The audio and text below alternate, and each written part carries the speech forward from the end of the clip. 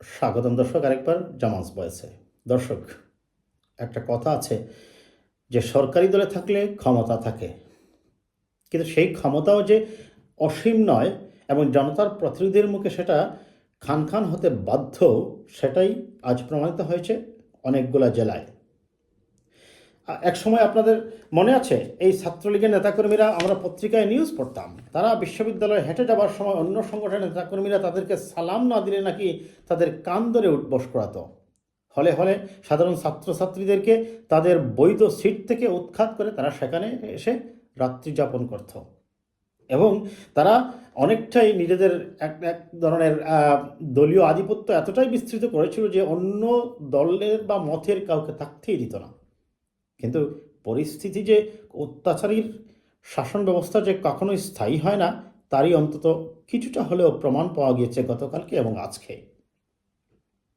তারা বিশেষ করে যদি কোনো একজন এমপির গাড়ি বহরকেই আন্দোলনকারী শিক্ষার্থীরা দাওয়া দেয়, কেমন হয়? সাধারণ কর্মী, ছাত্রলীগের বা যুবলীগের একজন ওয়ার্ড কমিটির নেতাদের বাপটা এরকম ছিল, এ দেশ মানেই তারা, এদেশে আর কোনো রাজনৈতিক দল নেই। অথচ পরিস্থিতি কিভাবে পাল্টেছে দেখেন। আজকে ঝিনাইদহের একজন এমপির গাড়ি ভাঙচুর হয়েছে। শুধু কি তাই, কোটা বিরোধী আন্দোলনের নামে তারা বলছেন বিশৃঙ্খলা সৃষ্টি করছে বিধায় কোটা বিরোধী ছাত্রদেরকে রাজাকার আখ্যা দিয়ে আজকে ঢাকার মিরপুরে 10 নম্বর গোলচক্করে তারা সভা করছিলেন। কোটা বিরোধীরা আওয়ামী লীগের সেই সভা পণ্ড করে দিয়েছে, দৌড়ে তারা সেখান থেকে পালিয়েছে। চিন্তা করা যায়, এই আওয়ামী লীগ আপনারা জানেন নির্বাচনের আগে তারা শান্তি সমাবেশ করত, তারা অন্যের মোবাইল চেক করত, কিন্তু আজকে সেই খুদ ঢাকা শহরেই, তাও নিশ্চয়ই পুলিশ এসকর্ট করা ছিল, কিন্তু সেই পুলিশের এসকর্ট থাকা সত্ত্বেও, কারণ কোটা বিরোধীদের যে সক্রিয় অংশগ্রহণ এবং বিপুল পরিমাণ উপস্থিতি ছিল ওই জায়গায় 10 নম্বর গোলচক্করে, তারা সেখানে যাওয়ার সাথে সাথে আওয়ামী লীগের নেতাকর্মীরা প্রাণ ভয়ে দৌড়ে অনুষ্ঠান ত্যাগ করে পালিয়ে গেছেন। অনেক কেন্দ্রীয় নেতারাও ছিলেন, তারাও প্রাণ ভয়ে দৌড়ে পালিয়ে গেছেন।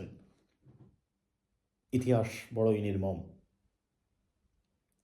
এই আওয়ামী লীগের অত্যাচার নির্যাতন যে কী পরিমাণ ভয়ঙ্কর ছিল আপনাদের নিশ্চয়ই মনে আছে। তাছাড়া আওয়ামী লীগের সাধারণ সম্পাদক প্রতিদিনই তো বলে বেড়াচ্ছেন রাজপথেই মোকাবেলা করতে হবে, ছাত্রলীগকে দিয়ে দিয়েছি বিরোধীদের আন্দোলন মোকাবেলা করার জন্য। কোথায় আজ ছাত্রলীগ? অত্যাচারী চিরকালই ভীরু, অপরাধী সবসময় পুলিশের ভয়ে থাকে। একটা কথা আছে না,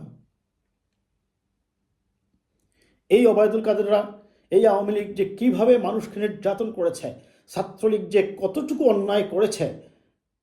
একজনের মোবাইল চেক করা কমপ্লিটলি আইন বিরোধী, আপনি কেন আরেকজনের পার্সোনাল মোবাইল চেক করবেন? কিন্তু তারা তাই করেছে। আজকে কোটা বিরোধীরা গিয়ে সেখানে আওয়ামী লীগের সভা পুরোপুরিভাবে পণ্ড করে দিয়েছে। চেয়ার আমি দেখলাম, ছবিতে দেখলাম দর্শক, কারণ মানুষ গত 15 বছর থেকে এদের উপর বিব্রত। এই কথায় কথায় গত পরশুদিনও এই আইনমন্ত্রী বলেছেন এই আন্দোলনকারীদের রাজাকারের বাচ্চা। এই আন্দোলনকারীদের ওবায়দুল কাদের বলেছেন গত পরশুদিনও রাজাকারের বাচ্চা।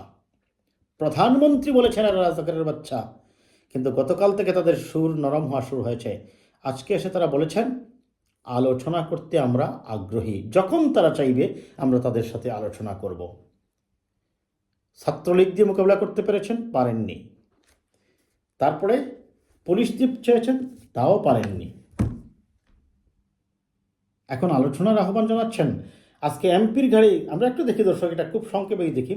ঝিনাইদহে কোটা সংস্কার আন্দোলনকারীদের পূর্বঘোষিত কমপ্লিট শাটডাউন কর্মসূচি পালনের সময় আওয়ামী লীগ নেতা ও ঝিনাইদহ 1 আসনের সংসদ সদস্য নায়েব আলী জোয়ারদারের গাড়ি ভাঙচুর করেছে আন্দোলনকারীরা।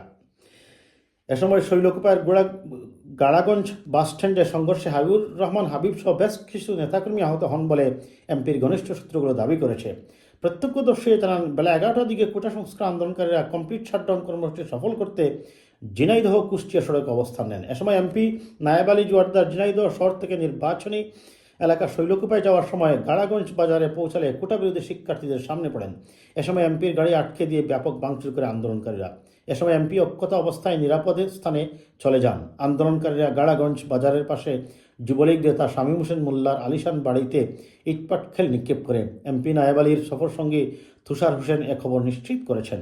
এদিকে বৃহস্পতিবার সকাল থেকে বিভিন্ন উপজেলায় সাধারণ শিক্ষার্থীরা ব্যানার ফেস্টুন নিয়ে বিভিন্ন স্লোগানে মুখরিত করে বিক্ষোভ করতে থাকেন। কালীগঞ্জ শহরে সাধারণ শিক্ষার্থীরা, বিশেষ করে স্কুলের শিক্ষার্থীরাও কোটা সংস্কার আন্দোলনকারীদের কমপ্লিট শাটডাউন কর্মসূচিতে অংশগ্রহণ করেন। বিক্ষোভের সময় পুলিশ তাদের নিরাপত্তা প্রদান করতে দেখা গেছে। বিকালে ঝিনাইদহ শহরের বিভিন্ন স্কুল, কলেজ ও বিশ্ববিদ্যালয়ে এর হাজার হাজার শিক্ষার্থী শহরে কেন্দ্রীয় বাস টার্মিনালে জড়ো হয়ে মিছিল নিয়ে ঝিনাইদহ শহরে প্রবেশ করতে চাইলে পুলিশ পাওয়া যায়। যাই হোক দর্শক, এটি হয়তো জাস্ট সবেমাত্র শুরু হয়েছে মাত্র। আজকে দুইটাই দেখা গেল। ঢাকার মিরপুর গোলচক্করে যেই আওয়ামী লীগ হাম্বিদাম্বি করত, কিন্তু আজকে এদের উপস্থিতি হওয়ার সাথে সাথে তারা অনুষ্ঠান ছেড়ে পালিয়ে দৌড়ে প্রাণে রক্ষা পেয়েছে। আজকে ঝিনাইদহের এমপি হয়তো বা আমরা ভবিষ্যতে আরও অনেক কিছু দেখব, কারণ তারা আইনশৃঙ্খলা রক্ষাকারী বাহিনী দিয়ে এবং ছাত্রলীগ দিয়ে যে সন্ত্রাস করেছে, মানুষের প্রচণ্ড ক্ষোভ এবং ঘৃণা জন্মেছে এই শেখ হাসিনা প্রতি এবং যুবলীগ ছাত্রলীগের প্রতি। মানুষের হয়তো ক্ষোভের বহিঃপ্রকাশ। তবে আমরা আশা করব আমরা কোনো ধরনের সংঘাত চাই না। আমরা চাই শান্তিপূর্ণভাবে একটা সমাধান বের হয়ে আসুক। কোটার যেমন সংস্কার হতে হবে, তেমনি এই স্বৈর শাসন এবং ফ্যাসিবাদের বিদায় হতে হবে এবং একটি তত্ত্বাবধায়ক সরকারের অধীনে অবাধ নিরপেক্ষ নির্বাচন করতে হবে এবং দেশে অ্যাকাউন্টেবিলিটি নিশ্চিত করতে হবে। সামাজিক উন্নয়ন, রাষ্ট্রীয় সংহতি বজায় রাখার জন্য, অক্ষুণ্ণ রাখার জন্য অবশ্যই দেশে সাস্টেইনেবল গণতন্ত্র থাকতে হবে। ভালো থাকবেন দর্শক।